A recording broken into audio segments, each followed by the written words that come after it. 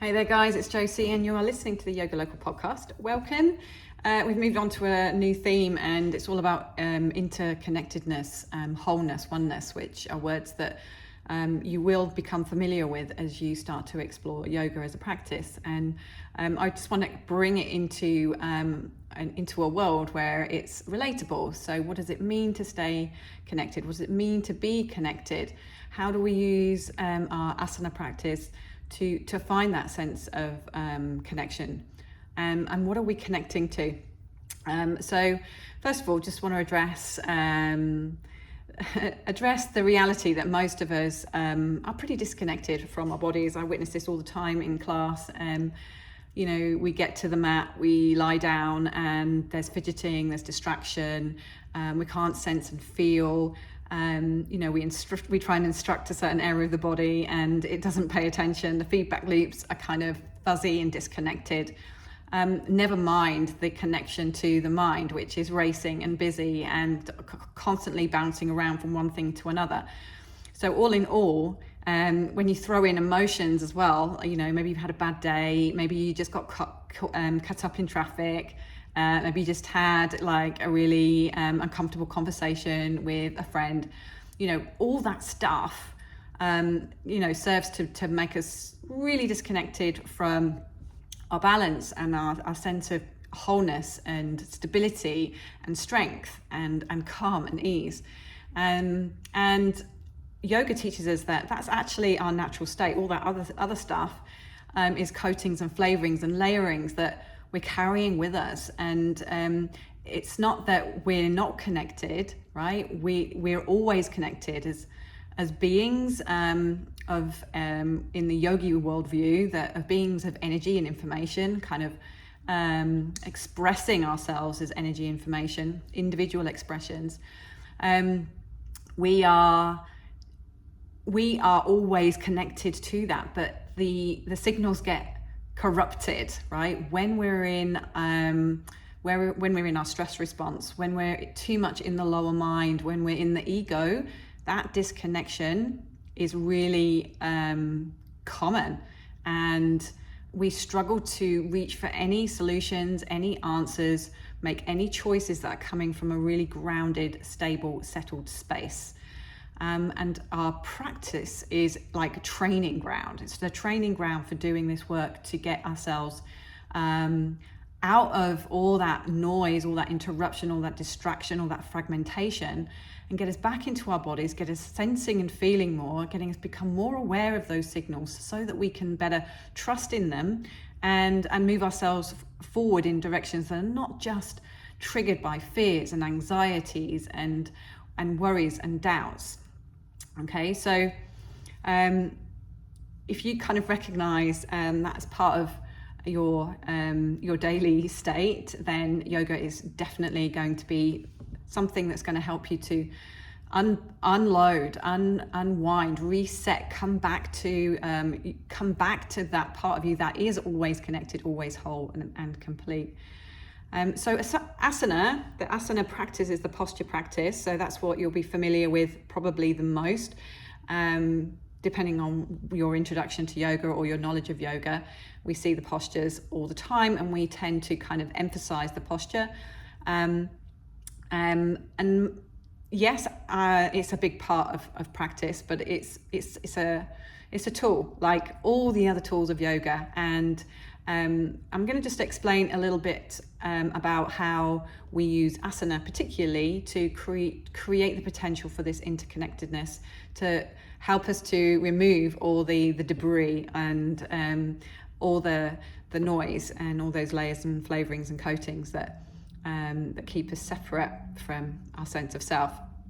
So posture practice, asana practice, which incidentally means to take a seat in yourself, is that tool that's going to help you to reconnect with your body. Principally, the first kind of step is to own the body and get it stronger, and find those areas that have become disconnected. We bring in a sense of awareness. So we're going to really slow things down, right? It's really impossible when you think about it. It's a bit of a nonsense that we race through stuff in order to become more calm and centered and grounded. So, we have to really reflect on what we're trying to achieve. Yoga is a practice that brings us back to ourselves. And if we're just working with postures that tend to create more imbalance, more speed, more noise, more judgment, more feelings of frustration, more feelings of resentment, more feelings of criticism, right? That's not going to lead us where we need to go. And, by the way, we don't have to do that kind of practice for it to be worthwhile physically. Trust me, if I get you to hold chair pose for 10 breaths with concentrated focus and awareness, you are going to feel that and you're going to get strong. And it's in the consistency of doing that, that it will start to feed results back. So question what and how you're practicing, but essentially the postures are there to help us or deliver us into the potential for the state of yoga, the potential for the state of connectedness. And why would we want to do that? It's not just to be a great yogi when you show up in the studio or on your mat at home, right? The benefits of what we're doing through our posture practice is going to feed through everything in your life, okay? So awareness, just, one aspect. When we're using awareness to reconnect to our body, we're honing skills that we can use and translate outside of our practice. So when you notice yourself getting a little irate, when you notice yourself kind of your shoulders kind of coming up into your ears, when you notice like you're scrunching your forehead tightly, or you're grinding your teeth, right? We can start to witness those as signals that the body is in distress or dis-ease, and then quickly and readily start to work into a place of calm, so that those things that cause us stress don't start to escalate and blow up into something more sinister. Again, this is what I practice, is something we do on a regular basis, because it's a bit like weeding, right? If you only go out once a year, it's going to be a hell of a job. But if you go in, and do some work every day, you're just going to keep on top of things, and and you're just going to be able to enjoy the fruits of your work on a more daily basis, right? It's not one and done. 1 week of the year, you blitz the garden and suddenly it looks good and you can sit with your glass of whatever and enjoy it. And then for the rest of the year, it goes to pot. That's kind of how we treat our bodies sometimes. And, it's part of our commitment as yoga practitioners to keep tending to ourselves, to keep working on all that stuff that's getting in the way of us feeling part of the whole, part of something bigger than ourselves, as energetic, as alive, as fulfilled. Big game changer in practice, which will help deliver us into that, is using the breath. So our asana practice isn't really effective if we're not breathing in an appropriate way, in a systematic way, a scientific way that will help us and support the pursuit of whatever state it is that we need to be moving into. It's not always that we're looking to become more grounded. For example, we might be a little bit stuck. We may be a little bit constricted and feeling like we're not getting anywhere. There's no momentum in our life. So in that case, we need a practice that's going to start to work with postures and breath that are going to animate, that are going to energize, that are going to internalize and allow us to light ourselves up. So again, it's a very intricate and very amazing tradition with many different tools that we very rarely get taught in a way that makes sense and is relatable. And that's essentially what we're trying to do here, is make these teachings really come to life, really relatable. When you are more aware by practicing awareness through these tools and techniques in the studio or at home and online, you are going to then become more aware and more present in your relationships, in your jobs. It's going to up-level your potential to focus. I don't think anyone would argue just how much distractions there are out there right now. So if you can relate and you want to kind of reclaim some of that ability to not be so triggered, not be so kind of highly strung, riding on your nerves, working from day to day on eggshells, it's no way to live, and it's also not good for our health, and it's certainly not good for our souls. So we need to start to figure out how to get back to ourselves, and yoga is the solution.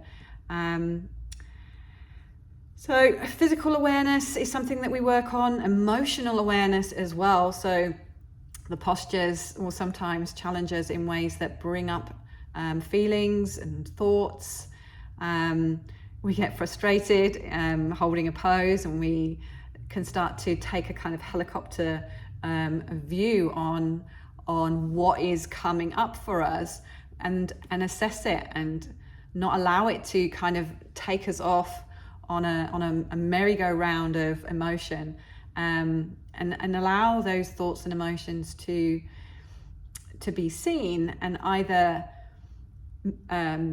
you move through them or you let them go. And we don't always do that. Sometimes we just kind of rebury, but over time, and as we soften, as we become more capable and more grounded and stable at seeing, truly seeing what is at play, what is coming up to the surface, the more that we can be more compassionate, less judgmental, and we can start to work through these feelings. And feelings and thoughts are just energy in motion, energy in motion.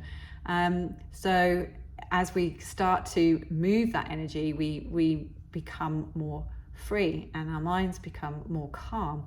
And again, that leads into all those lovely benefits of being able to make a choice, not being triggered, not being so fiery, blowing off the handle, or withdrawing, right? Because that can be another way of handling things. So the more you practice, the more you will see these emotions coming and going. And again, it's not just here that you'll do that, or on your mat that you'll do that. You'll see them coming and going in your everyday life, and start to manage that a little bit more skillfully. I've already talked about focus, and the other aspect you could consider is, just reshaping your energy. So, often we're kind of feeling dull and lifeless, especially if we're kind of working in stressful situations, stressful environments. It's going to zap your energy. And rather than reaching for your usual energy bar or caffeine, which arguably might not be the most healthiest option, we can start to lean into practices, breath work, posture, shaping the breath and the posture, embodying the mind, and then we get the same result, or a better result in my opinion, which is to reclaim our energy body, to reclaim that the power of being aligned and not misaligned. Okay, so I always like using the analogy of a hose pipe, right? So if the hose pipe is kinked, if there's gunk in the system, then no amount of work is going to get that water to be powerfully pushed through. We have to unkink, we have to unclog, and then it's just effortless. Okay, then the water and the pressure and the natural kind of impulse of water to flow kicks in, and we can step back and the water pours through us. And that's kind of like how I see the energy conversation. Once we've done all our work with breath, mind and body, created this purified vessel for energy to flow through, we're just going to feel alive, and it is going to feel effortless and easy. So lots of benefits to working with a practice, lots of reasons to remember that even when you're feeling at your most separate, like when you feel like you're not connected to anything, it's time to reflect and hit the mat and remember that that's an illusion. We're always connected to the power, to the source, to the information that runs through all life. Yoga teaches this worldview that everything is energy and information. We are no different to that energy and information. We're just different expressions of it, manifesting as individuals. And when we start to figure out the energy and the frequency that we're most tuned into, when we start acting from that place and less from the places of conditioning and I should do this, I should be that, then everything changes. So if you're interested in this conversation and you want to learn more about how to use practice to re-find a sense of self, a sense